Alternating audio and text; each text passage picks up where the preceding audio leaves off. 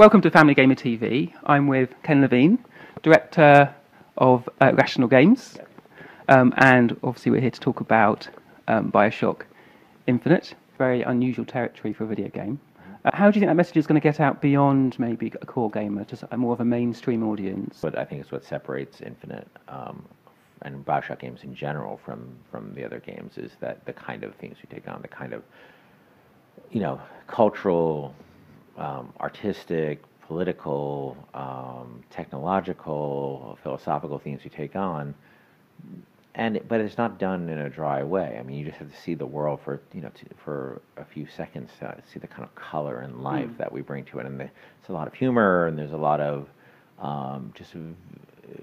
it's hugely visually interesting too. I think that's something about it. We have a great, amazing art team that really brings this world to life, and you really feel like you're 1912. It really, there's a moment in the game where you sort of come out of this flying city and you just see this weird combination of something that seems very, old, turn of the century, of a previous century, but also futuristic in the sense that buildings are sort of flying into place, and these freight containers are going by, and these skylines. But also, people are wearing, women are wearing their hats and those big dresses, and guys are, dressed in their Sunday best, and it's this really interesting sort of combination. So you talk a lot there about the visuals of the game. Do you think, how important do you think that is as we approach another generation of consoles and everyone's getting excited about the graphics getting better? Does that make a difference, or is that sort of a sidetrack? I mean, I think I think this generation was very important in the sense that I think it was the first generation that people who weren't gamers could look at games and appreciate them for their visuals. Where, like, I think my parents, for instance, when they, I've done games for a long time, and like I'd look at a game, like we did a game many years ago called System Shock 2, and I could look at that game or a game of that period and appreciate the graphics of it, but I think the graphics were too abstract for somebody like my parents to look at it and understand even what was going on the screen. Where now with Bioshock, I think that was the first game they looked at that I made that the graphics were detailed enough where they didn't need to make that sort of leap of faith of understanding, like to take these sort of relatively abstract images and turn into something they could understand. So I think this is the first generation that did that, and that will just get better as time goes on. And more memory, better graphics are always it's always a good thing to have. I think that we'll see. We'll have to sort of, time will sort of show us what the paradigm shift will bring. Like if you look back 10 years ago, it would be the kind of things like the connectivity and the sort of physics and things like that came out of this generation weren't always as clear from the very beginning. So I don't pretend to be a prophet of those things. Mm-hmm. And something you were talking about when we last spoke a couple of years ago was Sony sort of courting you with the move controls, and they came and sort of said, we want to make you a believer in motion controls. Is that something that happens? So is move an integral part of the experience, and how significant is that? I think it's so what I pretty much said at the time is we wanted to experiment with it, and we wanted to make sure that experimentation was happening in a way that protected the experience of the non-move gamer as well. So if move's not for you, you won't even know it. You won't know it's there. But if that's something you're interested in, especially for people, like I said, like who don't normally play a lot of games, sometimes who are intimidated by that kind of. Yeah, I think that is quite a barrier. If you haven't used that, it's a big learning curve. Absolutely. So that's why we wanted it to be there. There are people who just love playing on the move controller. They're hardcore gamers who just love that, and there's people who are sort of intimidated by a normal controller.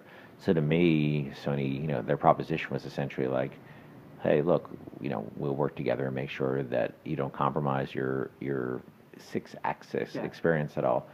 And this strictly be something additive for people if they want it. And so it's kind of hard to say no to that. Yeah.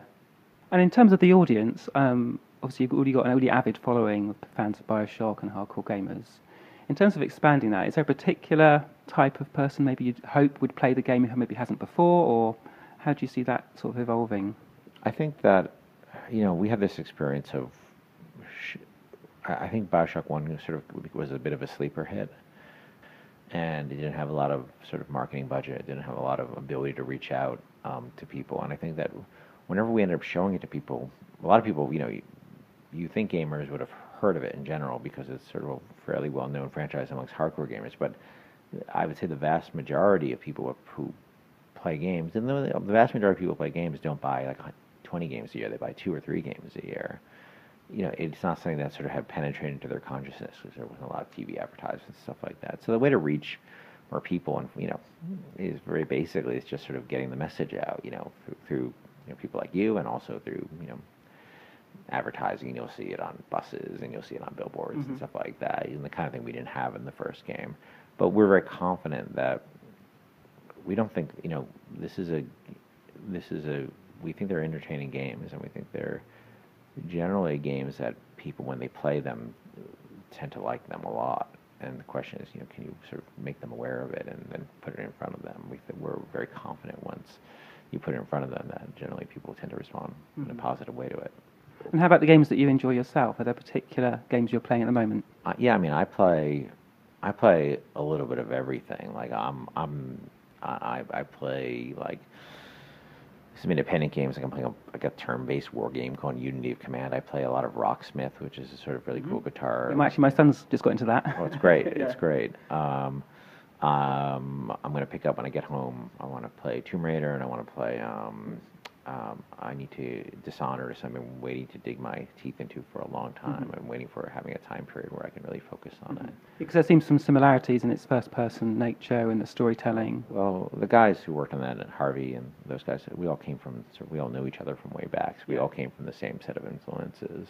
And how about The Last of Us? Because it seems to have, in terms of having a player and a supporting character, there seems to be some similarities there between Ellie and Elizabeth. Is that something you've looked at? Or? Yeah, I mean, relationships are, having games that have relationships to me are always going to be something that's interesting because it's something that games haven't had a lot of. So, the more the merrier.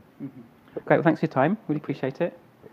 That's what we've got time for this week on Family Gamer TV. But we'll be back with more soon.